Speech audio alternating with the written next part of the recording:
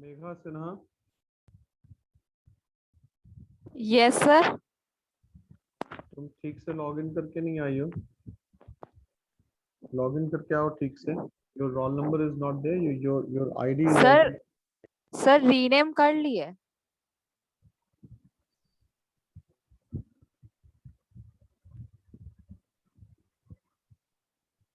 ठीक है।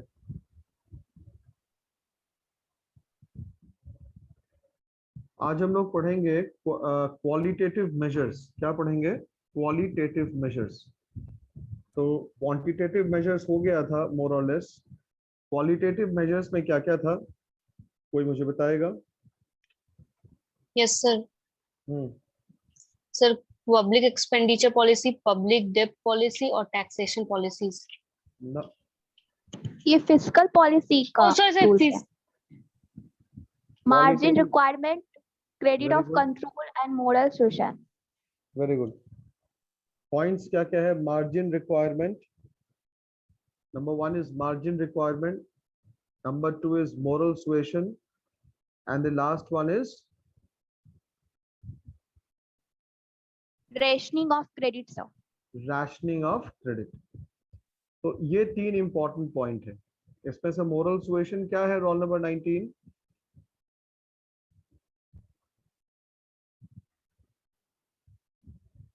Roll number 19 moral suasion क्या है?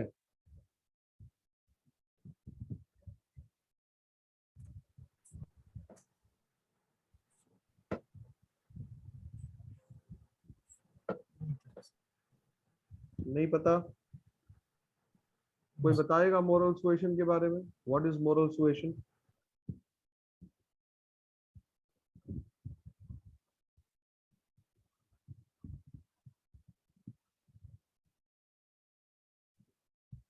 मोरल सुएशन के अंतर्गत हम लोग क्या करते हैं कि आरबीआई के जो गवर्नर हैं उनके द्वारा सभी बैंकों के जो हेड्स होते हैं उनसे ये रिक्वेस्ट किया जाता है कि भाई आप जो क्रेडिट इम्पार्ट कर रहे हैं, जो क्रेडिट प्रोवाइड कर रहे हैं, वो क्रेडिट इम्पार्टिंग जो होगा वो थोड़ा सोच समझ के करें और नैतिक मूल्यों के आधार पे करें, मोरल वैल्यूज को कंसिडर करते हुए करें।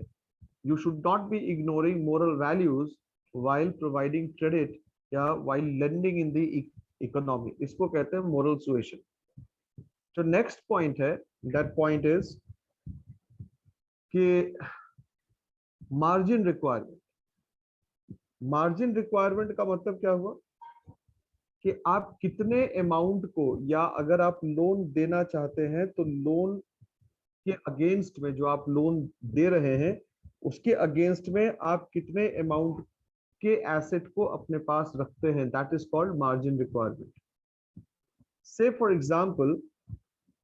फॉर एग्जांपल अगर मैं इसको एक एग्जांपल से एक्सप्लेन करूं कि अगर अभी मार्जिन रिक्वायरमेंट इज 50%, अभी के समय में मार्जिन रिक्वायरमेंट 50% पे है।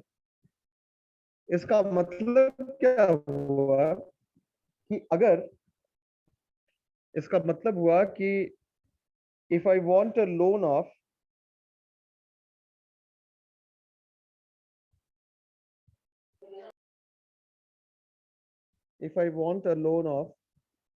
rupees 1 lakh,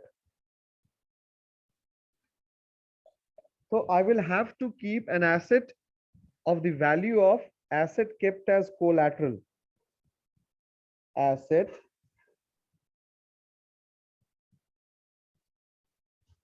kept as collateral.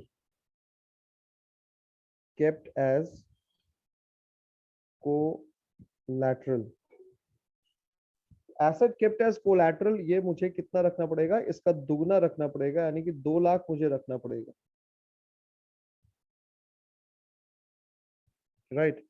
जो एसेट मुझे रखना पड़ेगा कोलैटरल के तौर पे, वो मुझे कितना रखना पड़ेगा?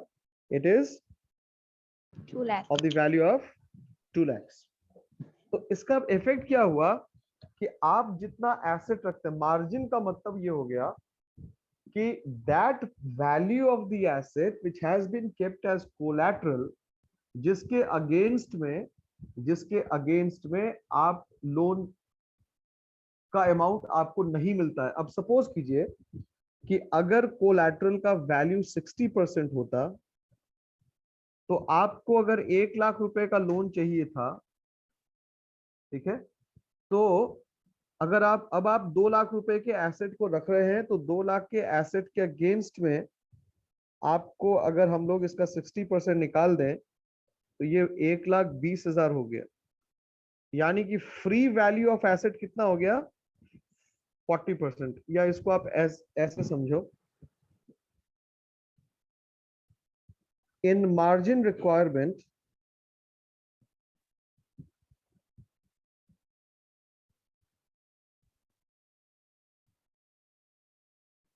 the free value of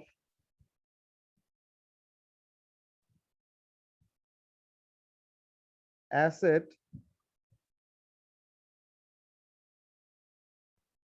kept as collateral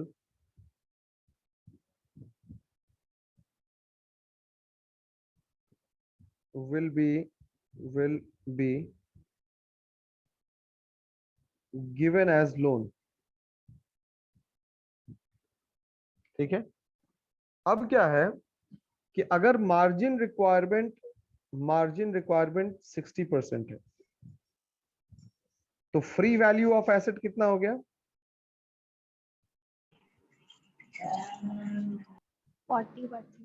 free value of asset 40% होगा। 40%. तो अब आप जितना भी एसेट रखेंगे उसका 40% आपको लोन मिलेगा। अगर आप 2 लाख रुपए के बराबर एसेट रख रहे हैं, तो इसका 40% आपको लोन मिलेगा। मतलब क्या हो गया? 80,000 का लोन मिलेगा। अगर आपको 1 लाख रुपए का लोन चाहिए था, 1 लाख रुपए का लोन चाहिए था, तो आपको अमाउंट कितना रखना पड़ेगा बताइए? अगर आपको 40,000. नहीं, 40,000. अगर आपको 1 लाख रुपए का लोन लेना था, 1 लाख का लोन लेना था, तो आप एसेट कितने वैल्यू का रखिएगा?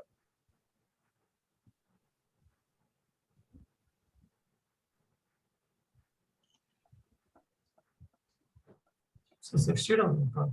60,000. 2,50,000 लोन जो है, लोन तुमको लेना है 1 लाख का, लोन तुमको चाहिए 1 लाख। मार्जिन रिक्वायरमेंट है कितना परसेंट? 60%। तो वैल्यू ऑफ कोलैटरल कितना होगा? 40,000. Value of collateral 40,000.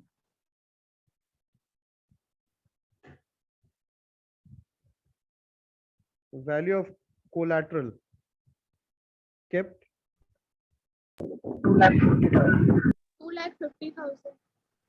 2,50,000 होगा। तो समझ नहीं आई।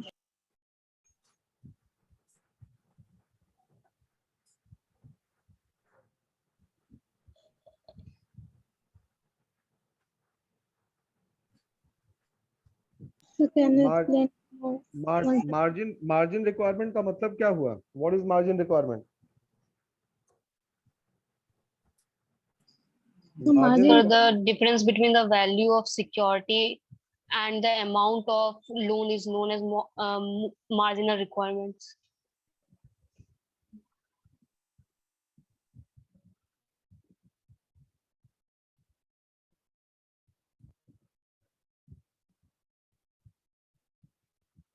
मार्जिन रिक्वायरमेंट के अगेंस्ट में क्या लिखे हैं?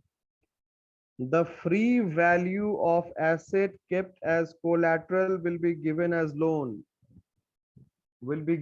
लोन। मतलब क्या हुआ? जितना आप एसेट रखेंगे, उस एसेट में जितना मार्जिन हमको रिक्वायर्ड है उतना हम रख लेंगे। उसके अलावा जो फ्री वैल्यू होगा, केवल उसी के बराबर हम लोन देंगे। अब अगर कोई व्यक्ति आ रहा है और मेरे पास आके वो कह रहा है कि भाई मेरे पास एसेट है 1 लाख का, एसेट है 1 लाख का, जो कि हम कोलैटरल के तौर पे आपको दे रहे हैं। मेरा मार्जिन रिक्वायरमेंट है 60%। तो एसेट का फ्री वैल्यू कितना बचा? कितना परसेंट बचा? 40,000 हम पूछ रहे हैं एसेट का फ्री वैल्यू परसेंटेज टर्म में कितना बचा? सर 33%। 33%। यहाँ पे 66% लिखा हुआ है सर। 40%, sir. 40%। सर 66% लिखा हुआ, 40%, ठीक है। तो अब ये 60 तो 40% में रिमेनिंग 40 होगा ये सर। अब इसमें क्या हुआ, तो लोन अमाउंट कितना हो जाएगा?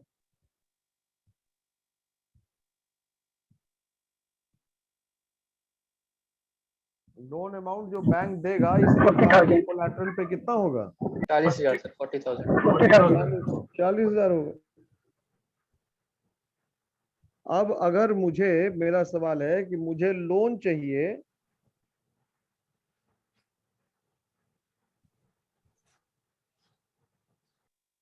लोन रिक्वायरमेंट है 1 लाख का, सीधा सा कॉन्सेप्ट है, लोन रिक्वायरमेंट है 1 लाख का, मार्जिन रिक्वायरमेंट है 60%,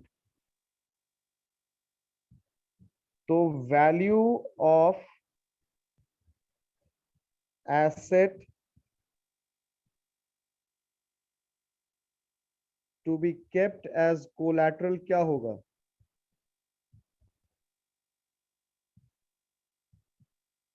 value of asset to be kept as collateral कितना होगा? 60,000।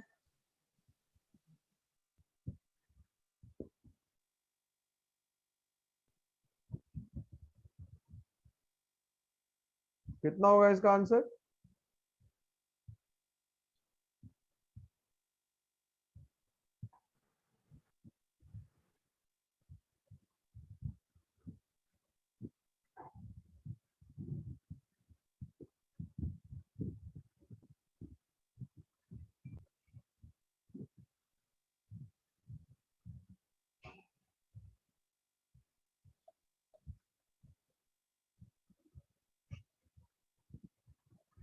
खुशी कितना होगा, कितना कोलैटरल रखना पड़ेगा?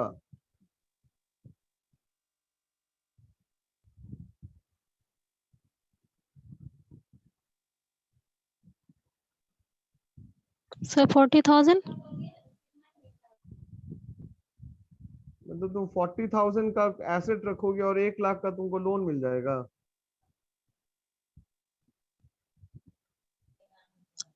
सर 1 लाख मोर होगा, मोर देन 1 लाख, मुझे पता नहीं।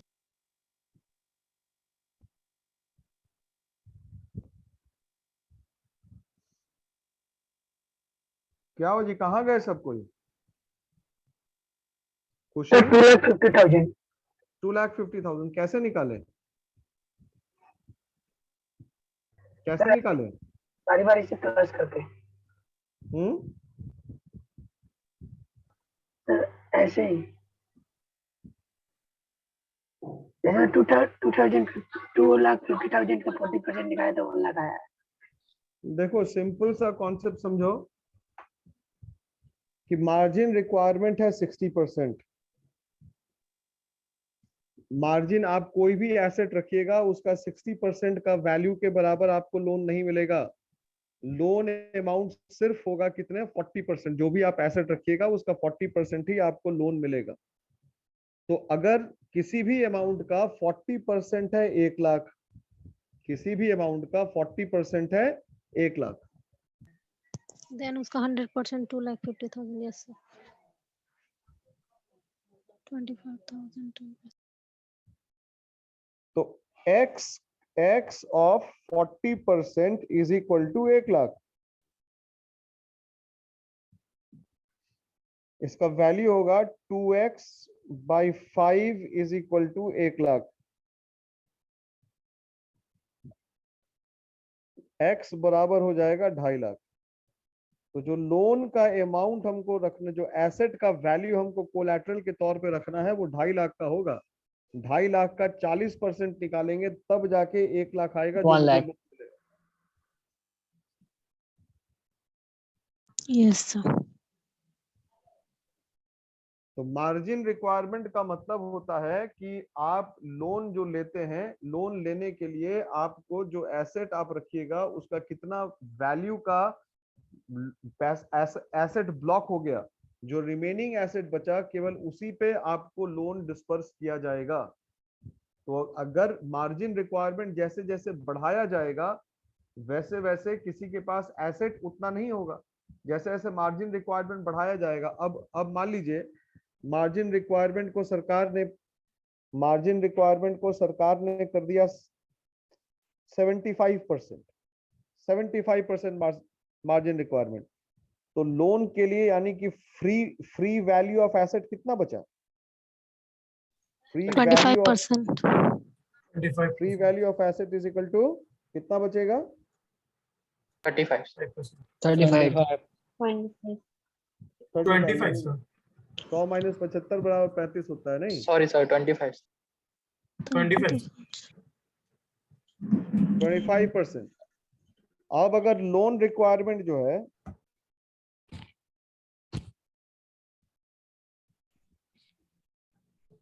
अगर लोन रिक्वायरमेंट मेरा 1 लाख है, अभी भी 1 लाख है, तो अब मुझे एसेट के तौर पे कितना देना पड़ेगा?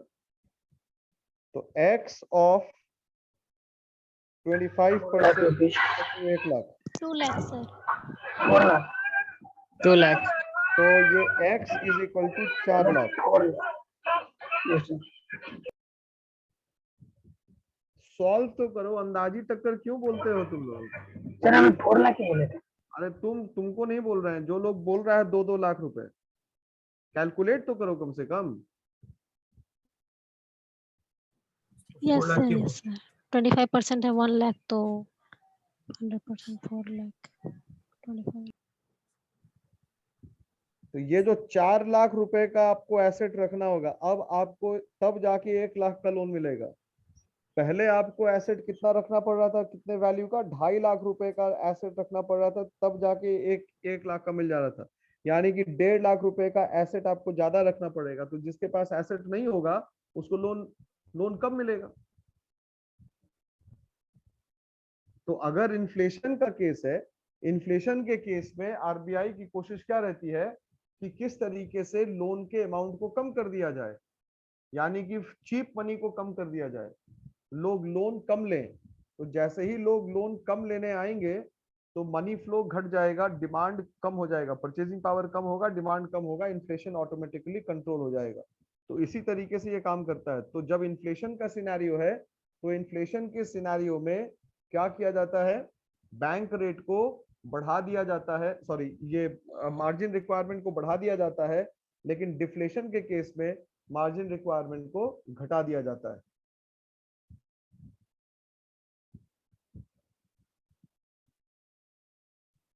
Hello, Yes, sir. Yes, sir. Yes. अब इसके बाद का जो पॉइंट है, जो नेक्स्ट पॉइंट है, वो पॉइंट है rationing of credit.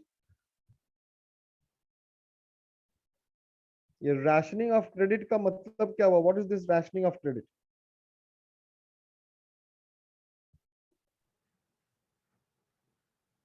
So it is a method by which central bank seeks to limit the maximum amount of loans. Very good. Rationing का मतलब होता है लिमिट करना, ठीक है? तो राशनिंग का मतलब हुआ कि लिमिट कर देना, कि अगर आपको लोन देना है तो आप कितना देंगे लोन। क्रेडिट का मतलब उधार, क्रेडिट का मतलब परचेजिंग पावर देना, मनी के सप्लाई को इंफ्यूज करना। तो अगर आप राशनिंग ऑफ क्रेडिट कर रहे हैं और मनी के सप्लाई को अगर आप कंट्रोल कर रहे हैं और किसी पर्टिकुलर सेक्टर में आप उसको चेक कर रहे हैं, तो इससे भी आप क्या कर सकते हैं? आप बड़ी आसानी से इन्फ्लेशन और डिफ्लेशन को कंट्रोल कर सकते हैं। कैसे? कि जिस तरीके से जिस सेक्टर में आपको डिमांड को बढ़ाना है, जैसे ऑटोमोबाइल सेक्टर में आपको डिमांड को बढ़ाना है, तो ऑटोमोबाइल सेक्टर में लोन्स आप ज्यादा देना शुरू करेंगे। जिस सेक्टर में आपको डिमांड कम करना है, हाउसिंग सेक्टर में, रियल एस्टेट सेक्टर में अगर आपको डिमांड कम करना है, तो आप क्या करेंगे? आप उसके लिए वहां पे लोन कम प्रोवाइड करेंगे, क्रेडिट को कम देंगे। तो इसी तरीके से ये काम करता है। This is how it functions. तो इन्फ्लेशन के समय में हमारी कोशिश ये रहती है कि क्रेडिट कम प्रोवाइड करें। डिफ्लेशन के समय हमारी कोशिश ये रहती है कि हम लोग ज्यादा से ज्यादा क्रेडिट मार्केट में ऑफर करें।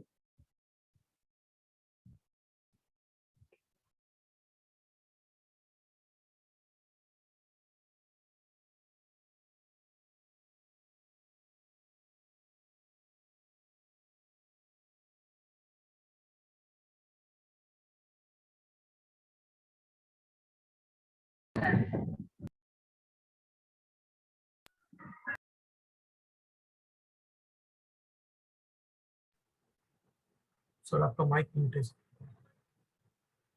आवाज नहीं आ रही। हाँ, what is the fiscal policy?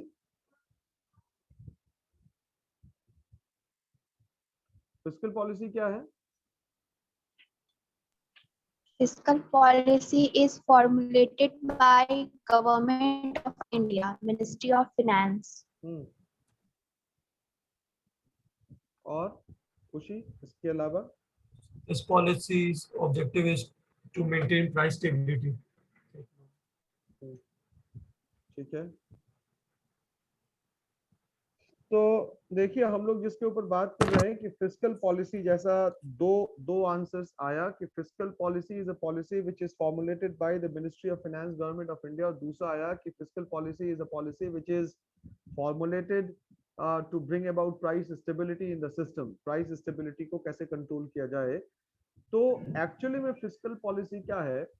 Fiscal policy को हम लोग गवर्नमेंट के रेवेन्यू पॉलिसी से भी कोरिलेट करते हैं। It is directly known as the revenue policy of the government. Revenue policy of the government. Sir, also monetary policy. Supplementary of monetary policy. Monetary policy different होता है। तो ये supplementary policy के काम। मॉनेटरी पॉलिसी कितनी बार बताएंगे कि reserve bank के द्वारा बनाया जाता है, तो तुम फिस्कल पॉलिसी को मॉनेटरी पॉलिसी बोल रही हो। सर स्टडी मटेरियल में और ऑब्लिक करके लिखा हुआ है। क्या लिखा हुआ है? तुम उस लाइन को पढ़ो एक बार। Whether fiscal or monetary policy is more effective in controlling demand pull inflation. तो इस लाइन का क्या मतलब हुआ?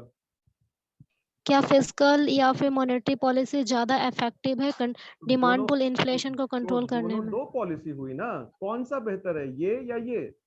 ओके, या लिखा हुआ है। Yes sir. इसका ये क्या मतलब हुआ कि मॉनेटरी पॉलिसी ही फिस्कल पॉलिसी होगी? नो सर, सिनोनिमस नहीं है।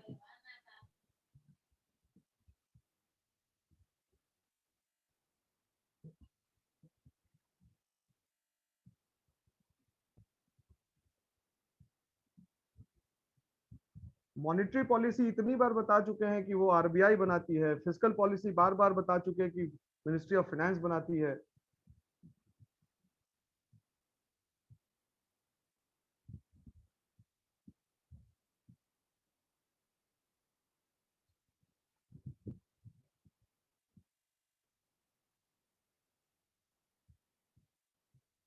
ये जो फिस्कल पॉलिसी है, इस फिस्कल पॉलिसी में it is related with the revenue of the government, exchequer of the government, और इसके सहारे हम लोग ये जानने की कोशिश करते हैं कि सरकार का जो रेवेन्यू है, सरकार का जो खर्चा है, सरकार की जो लोन लेने की पॉलिसी है, उससे हम लोग इकोनॉमी में प्राइस को कैसे स्टेबलाइज कर सकते हैं, प्राइस को किस तरीके से बढ़ने और घटने में हम लोग इसकी सहायता ले सकते हैं, प्राइस को कैसे, अगर ज्यादा बढ़ गया है तो कैसे कंट्रोल किया जा सकता है, अगर घट गया है तो किस तरीके से उसको बढ़ाया जा सकता है, ताकि इकोनॉमी में जितने भी पार्टीज हैं, जितने भी लोग हैं, जितने भी सेक्टर्स हैं, उसको किसी प्रकार का कोई नुकसान न हो।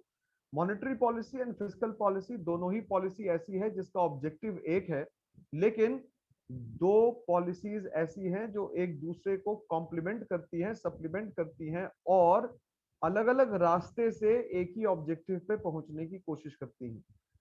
ये जो फिस्कल पॉलिसी है, this fiscal policy is sometimes also known as the taxation policy. इसको हम लोग टैक्सेशन पॉलिसी के नाम से भी जानते हैं। बहुत बार इसको हम लोग टैक्सेशन पॉलिसी के नाम से जानते हैं। फिस्कल पॉलिसी में बेसिकली 4 पॉलिसीज आती हैं। It comprises of 4 different policies, लेकिन अब कुछ लोग इसमें कहते हैं कि भाई फिस्कल पॉलिसी में केवल हम लोग 3 पॉलिसीज को रखते हैं। एक है टैक्सेशन पॉलिसी नंबर 1, पब्लिक दूसरा है एक्सपेंडिचर और public debt public policy. Expenditure policy और पब्लिक डेट पॉलिसी। इसमें केवल ये 3 पॉलिसीज आती हैं अभी के समय में, लेकिन पहले पब्लिक रेवेन्यू भी इसमें शामिल किया जाता था, लेकिन public revenue basically taxation policies का पार्ट फॉर्म कर लेती हैं, इसलिए अब उसको अलग से लोग पढ़ते नहीं है। तो ये जो फिस्कल पॉलिसी है, इस फिस्कल पॉलिसी में 3 कंपोनेंट होगा। पहला टैक्सेशन पॉलिसी, दूसरा पब्लिक एक्सपेंडिचर पॉलिसी और तीसरा पब्लिक डेट पॉलिसी। मतलब सरकार के पास टैक्स कहां से आएगा, किस तरीके से सरकार टैक्स रेट्स को मैनेज करेगी, मैनिपुलेट करेगी। दूसरा पब्लिक एक्सपेंडिचर, मतलब सरकार खर्च कहां कहां करेगी, उससे जुड़ी हुई पॉलिसी है ये। और तीसरा पब्लिक डेट पॉलिसी, कि किस तरीके से सरकार अपने कर्जों को भी मैनेज करे, किस तरीके से कर्जों का इस्तेमाल किया जाए, बोरोइंग्स का इस्तेमाल किया जाए, ताकि हम लोग प्राइस को स्टेबल कर सकें। तो अल्टीमेट ऑब्जेक्टिव इज दिस। तो आप में से कोई मुझे बताएगा पब्लिक एक्सपेंडिचर पॉलिसी क्या होती है?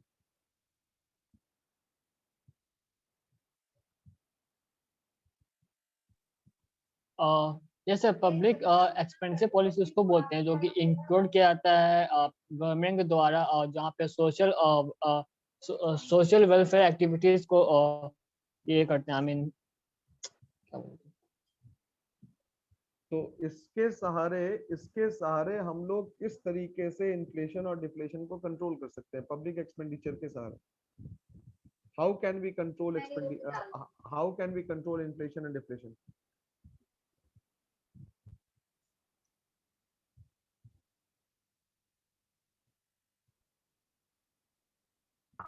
सर ये डायरेक्ट इफेक्ट करता है फॉलो अप पे। अगर ये इंक्रीज करता है तो परचेजिंग पावर राइज होती है, और डिक्रीज करता है तो परचेजिंग पावर कम होता है, जिससे इन्फ्लेशन कंट्रोल हो जाता है। अच्छा, कोई और बताएगा? Partially he is right.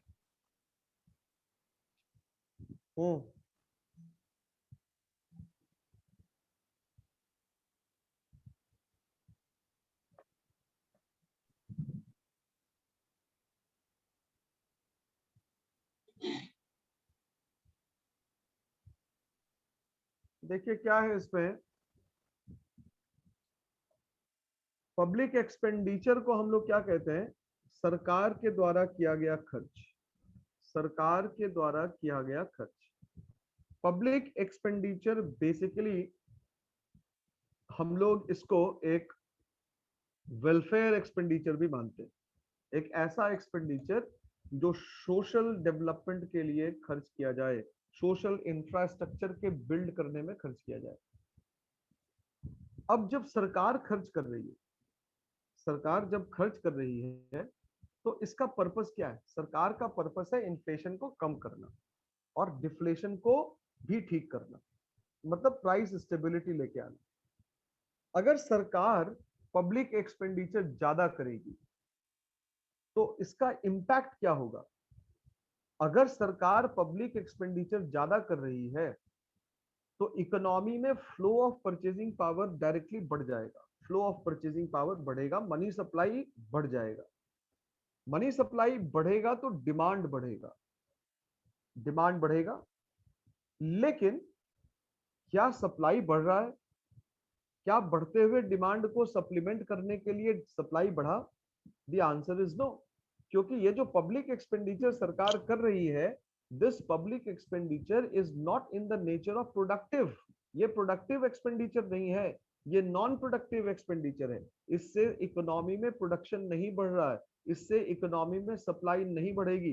तो जब सप्लाई नहीं बढ़ रही है लेकिन सरकार सोशल इंफ्रास्ट्रक्चर और बाकी सारी चीजों के ऊपर खर्च कर रही है पैसा, तो इसका इफेक्ट ये होगा कि इकोनॉमी में परचेजिंग पावर बढ़ेगा, डिमांड बढ़ेगा।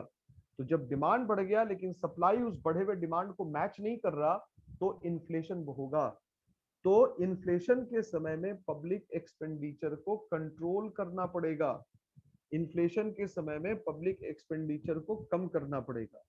वहीं इसके विपरीत अगर सरकार खर्चा कम कर रही है, अगर सरकार अपने तरफ से सोशल इंफ्रास्ट्रक्चर पे जैसे सब्सिडीज वगैरह पे या अलाउंसेस वगैरह पे या पेंशन फंड्स वगैरह पे इन सभी चीजों पे खर्च कम कर रही है, तो खर्च कम करने से क्या होगा?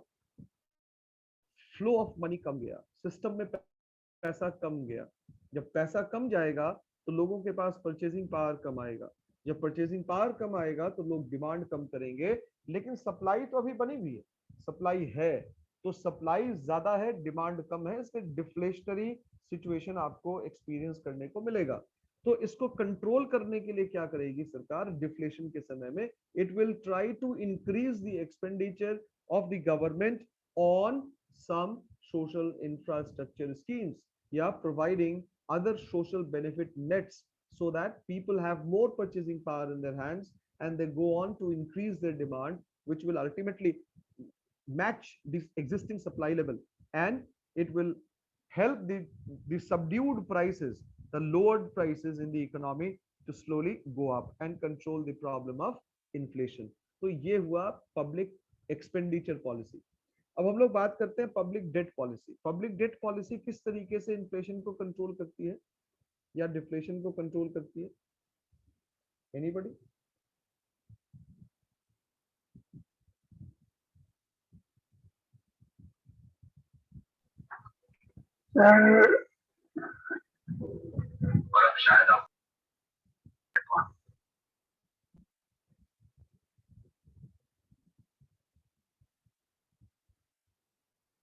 कैसे ठीक होगा बताओ, आंसर दो। पब्लिक डेट पॉलिसी से कैसे इन्फ्लेशन डिफ्लेशन कंट्रोल होगा? During inflation, public debt policy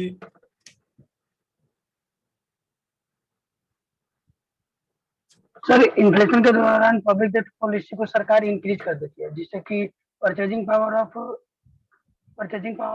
कम हो जाता है और इन्फ्लेशन को कैसे कैसे कम हो जाएगा बाबू? Very good.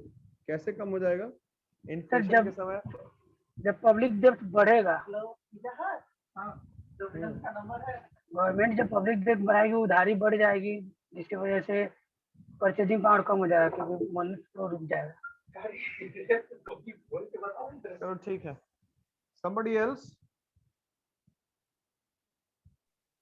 Sir during inflation government दोनों मेजर्स को साइमल्टेनियसली फॉलो करती है और ये उसका स्पेंडिंग किसी पर्टिकुलर वन हैंड में ही होता है एंड वो इनकम टैक्सेशन को भी इंक्रीज कर सकती है,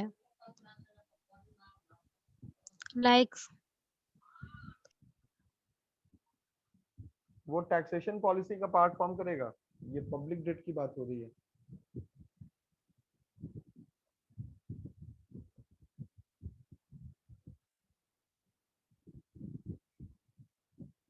roll number 1।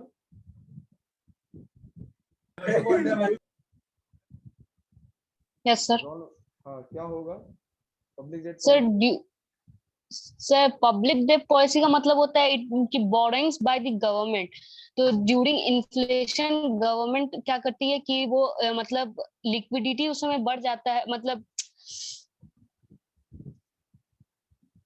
During inflation liquidity of economy will be fall during inflation. Sir ऐसा होता है, तो इसके लिए सर पब्लिक डेट को उस समय इंक्रीज कर दिया जाता है by the government of the India. देखिए इससे सही जवाब दिया।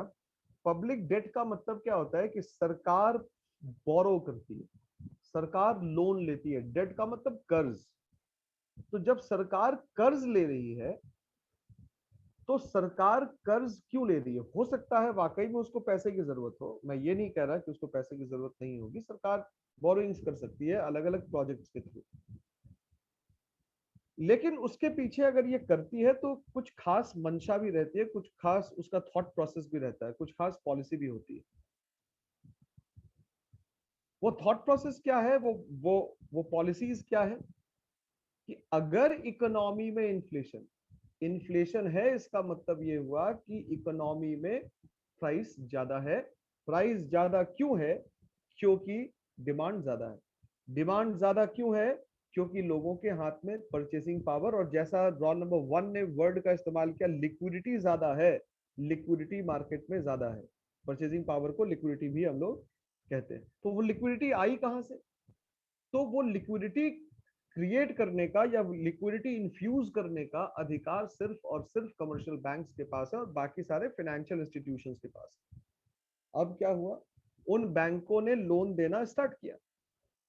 वो जितना ज्यादा लोन देंगे, क्योंकि उनके पास पैसा है, वो लोन देंगे, मनी सप्लाई बढ़ेगा, लिक्विडिटी इकोनॉमी में बढ़ेगी, लोगों के पास परचेसिंग पावर आएगा, डिमांड करेंगे लोग और प्राइस बढ़ेगा। तो गवर्नमेंट क्या करती है, बहुत चालाकी से वो अलग अलग प्रोजेक्ट्स के नाम पे या कुछ और योजनाओं के नाम पे लोन लेती है। तो कमर्शियल बैंक्स या दूसरे फाइनेंशियल इंस्टीट्यूशन से जैसे ही गवर्नमेंट बोरोइंग्स करना स्टार्ट करेगी, तो जो पैसा वो कमर्शियल बैंक्स या दूसरे फाइनेंशियल इंस्टीट्यूशन सिस्टम में डालते हैं लोन के तौर पे, वो अब लोन के तौर पे सिस्टम में नहीं जा रहा, वो पैसा गवर्नमेंट के पास चला गया। that money has been directed, or that liquidity has been directed towards the exchequer of the government, सरकार के पास चला गया। तो क्या हुआ कि कमर्शियल बैंक्स और फाइनेंशियल इंस्टीट्यूशंस के माध्यम से अब मार्केट में लोन नहीं आएगा, अब इकोनॉमी में लोन का फ्लो नहीं होगा। तो लोन अमाउंट क्या हो जाएगा, कम होने की वजह से फ्लो ऑफ मनी घट गया, परचेजिंग पावर घट गया, परचेजिंग पावर घट गया तो डिमांड कम हो गया, बढ़ा हुआ इन्फ्लेशन ऑटोमेटिकली कंट्रोल हो गया। तो इसीलिए पब्लिक डेट पॉलिसी, तो इन्फ्लेशन के समय में सरकार कर्ज ज्यादा लेना स्टार्ट कर देती है। डिफ्लेशन में इसका ठीक अपोजिट सिनेरियो होगा। डिफ्लेशन में इसका ठीक अपोजिट सिनेरियो होगा कि लोगों के पास पैसा नहीं है, लोग डिमांड नहीं कर पा रहे, परचेजिंग पावर नहीं है लोगों के पास, लिक्विडिटी क्राइसिस है इकोनॉमी में। क्यों क्राइसिस है भाई? क्योंकि बैंकों और दूसरे फाइनेंशियल इंस्टीट्यूशंस के द्वारा लोन प्रोवाइड नहीं किया जा रहा। क्यों? क्योंकि उनके पास कैश की कमी है, कैश क्राइसिस है, कैश क्रंच है। तो वो आरबीआई क्या करती है, जो उसने पहले बोरोइंग्स किया था, अब उस बोरोइंग्स को वो आहिस्ता आहिस्ता लौटा रही है। मैच्योरिटी का जो पैसा होगा उसको आहिस्ता आहिस्ता लौटाएगी इंटरेस्ट के साथ। तो जब वो अब पैसा जब आरबीआई के पास से फ्लो करेगा कमर्शियल बैंक्स और दूसरे फाइनेंशियल इंस्टीट्यूशंस के पास, तो उनके पास अब कैश बैलेंस बढ़ जाएगा, उनके लोन देने की क्षमता पहले से ज्यादा हो जाएगी, वो ज्यादा लोन दे पाएंगे, राइट? तो this is how deflation gets control. जब वो लोन ज्यादा देंगे तो परचेजिंग पावर ज्यादा होगा, लोग डिमांड ज्यादा करेंगे, और जो डिफ्लेशन था, जो सबड्यूड प्राइस लेवल था, वो आहिस्ता आहिस्ता ऊपर की ओर बढ़ता चला जाएगा। This is how everything is managed, this is how everything is controlled.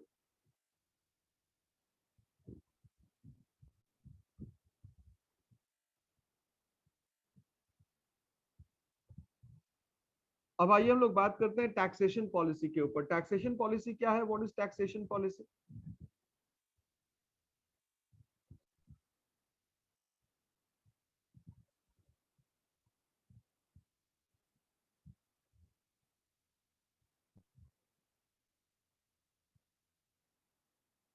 Anybody? Taxation policy? What is taxation policy?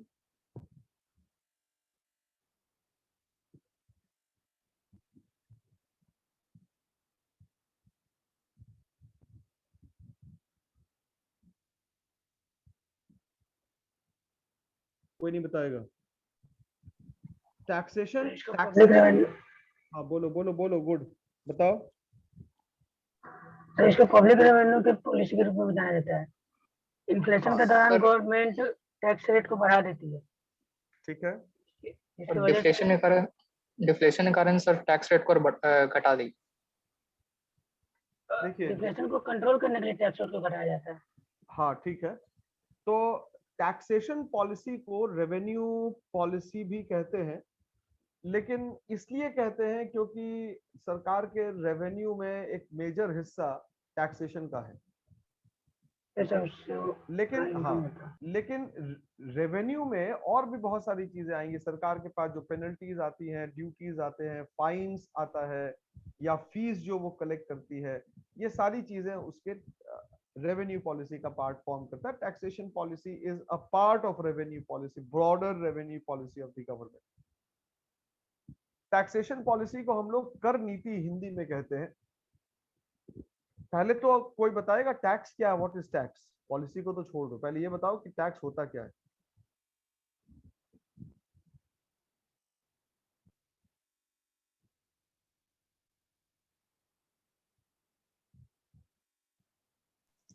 So tax is an compulsory transfer of certain portion of the income earner to the exchange of the government.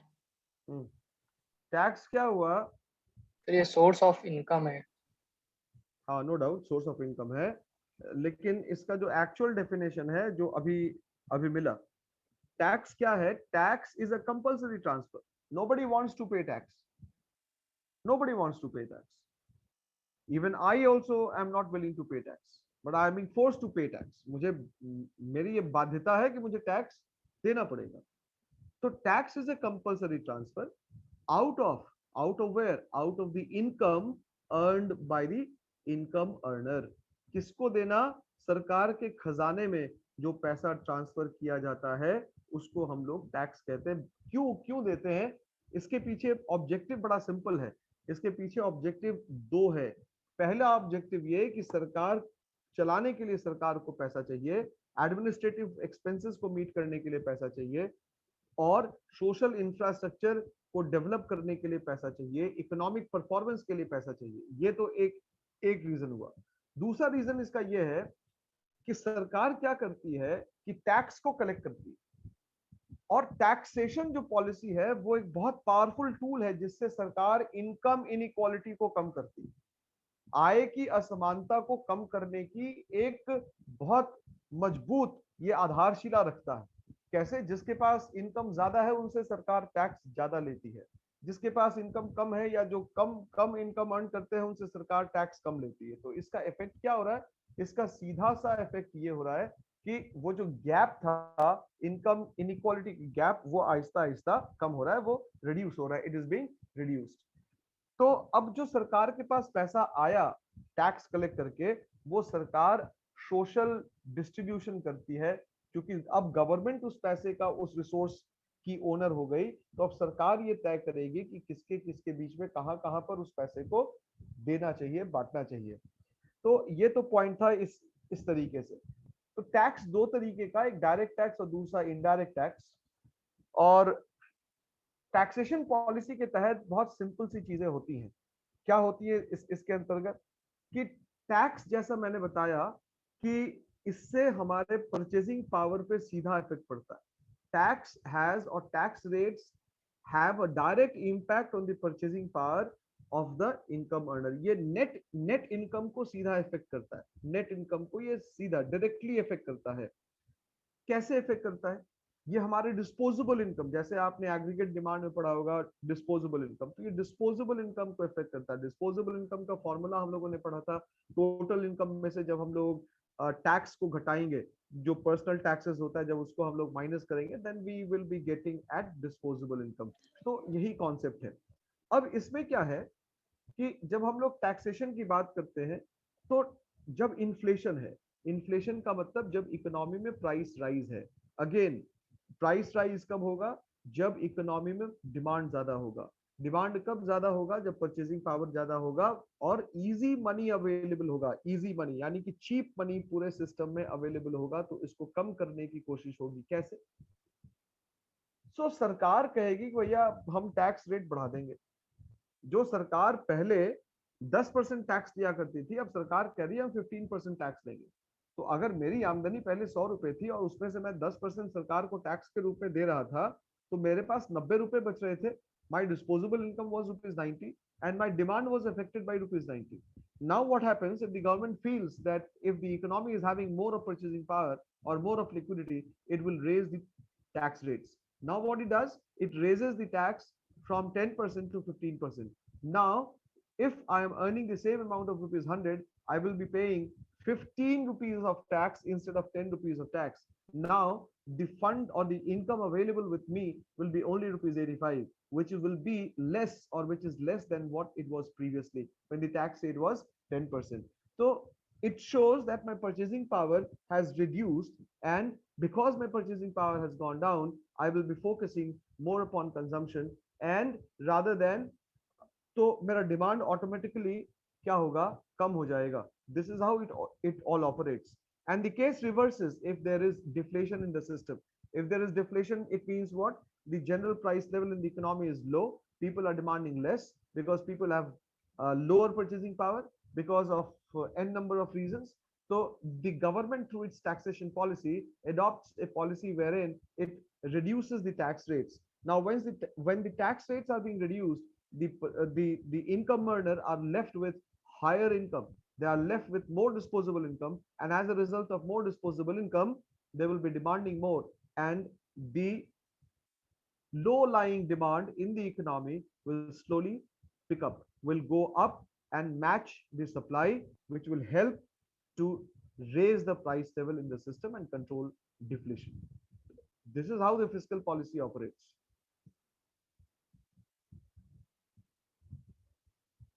Something more that you need to ask, class?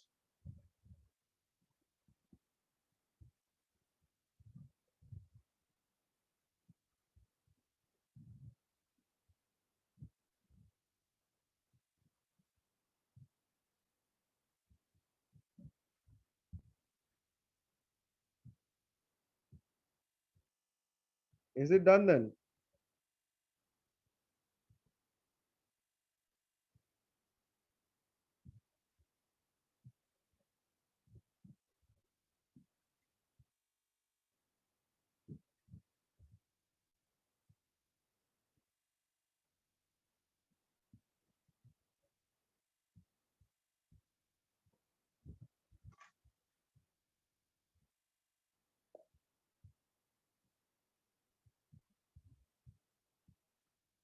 चलो ठीक है फिर, और भी कोई ऐसा chapter है जिसको और ये रिवीजन की जरूरत है?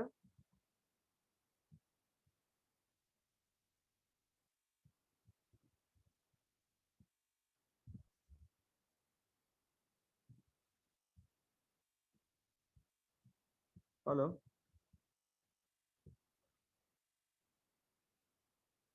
Hello, yes sir. Yes, sir. और भी कोई ऐसा चैप्टर है जिसमें रिवीजन की जरूरत है? और सारे लोगों का कैमरा ऑफ है, सारे लोगों का कैमरा ऑफ है।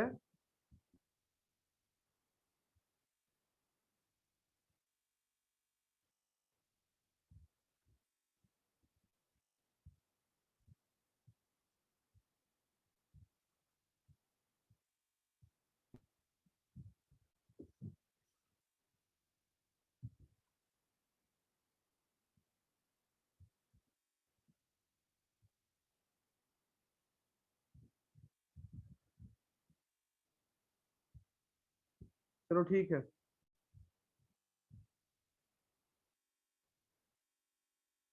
फिर आगे हम लोग पढ़ेंगे नेक्स्ट क्लास में।